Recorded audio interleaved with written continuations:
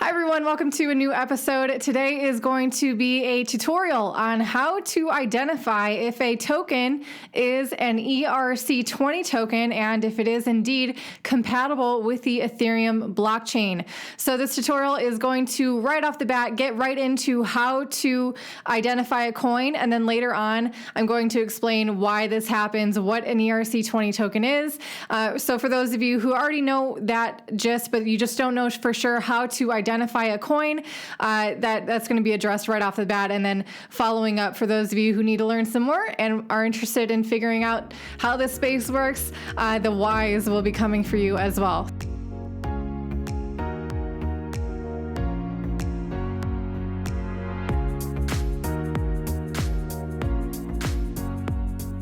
Okay, so right off the bat, a very helpful website for you to run through and do a quick search and see if a coin is an ERC20 token is ethplorer.io. Right off the bat, you can go ahead and type in the search bar the name of the coin that you want to search to make sure if it is indeed an ERC20 token. So for example, let's see if Omise Go is a ERC20 token, which I already know that it is. But anyway, the acronym is OMG.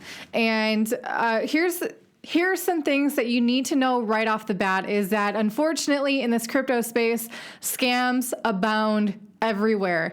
And whether you like it or not, there are lots of scam tokens that will use the same name, but it will be a different contract address than the legitimate token. So here are some things you can look for to know that for sure you are looking at the legitimate token.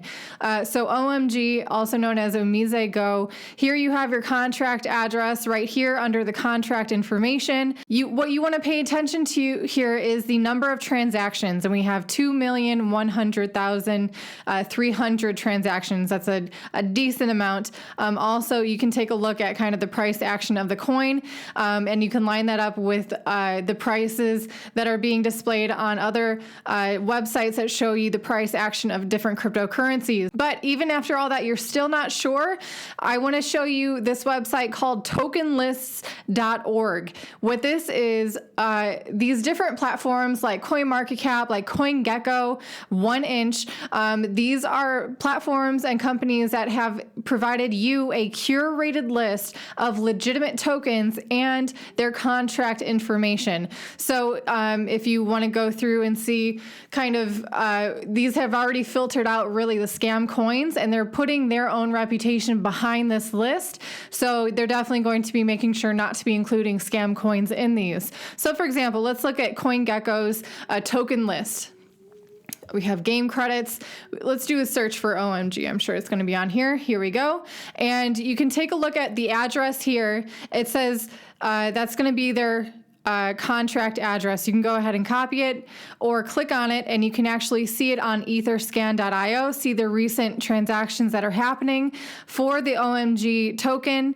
Additionally, again, you can see the contract creator. You can reference that, as well as a lot of other information. But basically what you want to look for is activity on this token. A lot of scam tokens will not have this kind of activity to back it because it's really just vaporware. It's a scam coin. No one's really using it. So that's an easy way to see if you're actually going to be viewing or potentially buying a legitimate token. This is actually going to roll over into the very next tutorial I'll be posting next Friday on how to add a custom token to platforms or exchanges like MyEtherWallet, also mycrypto.com. Additionally, Uniswap or even MetaMask, for those of you who are still using MetaMask. These are ways that you can add a custom token to those platforms to view them in your balance, to interact with them with your wallet. And again, you're going to want to make sure you're interacting with the legitimate token. So anyway, keep an eye out for that tutorial coming out next week. So let's explain why you might want to identify if a token is an ERC20 token. One of the main reasons